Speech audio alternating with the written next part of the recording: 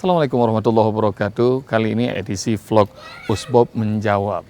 Ini adalah pertanyaan dari seorang yang mendm saya. Nih, lihat di sini. Andi namanya, berasal dari Surabaya.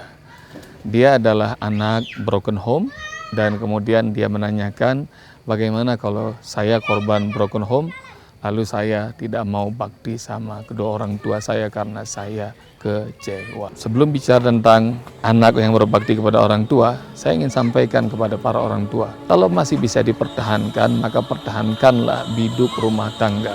Karena sesungguhnya perpecahan itu, perpisahan itu menyakitkan. Tidak hanya untuk dua orang pasang suami istri saja, tapi kepada anak-anak pun seumur hidup akan terus mereka kenang.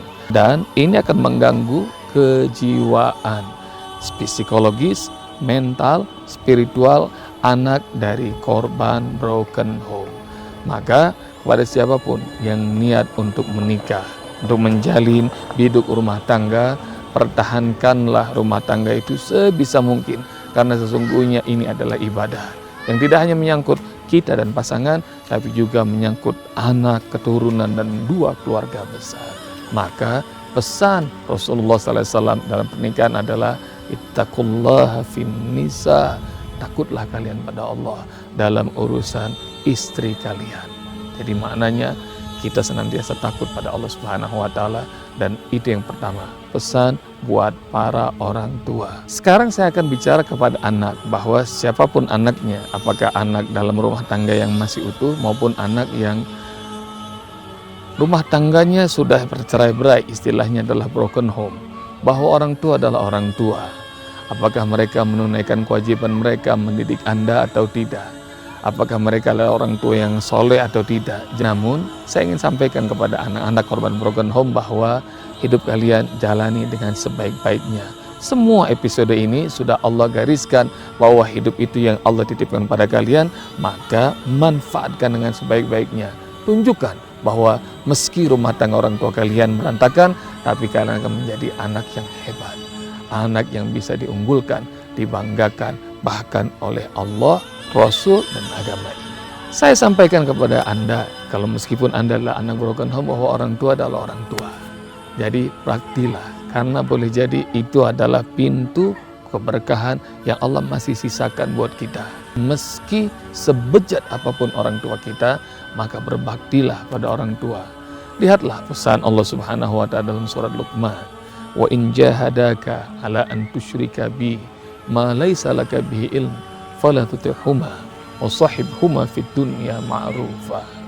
Kalau kedua orang tuamu memaksamu untuk melakukan syirik kepadaku, jangan engkau taati, tapi pergaulilah keduanya di dunia ini dengan cara yang baik.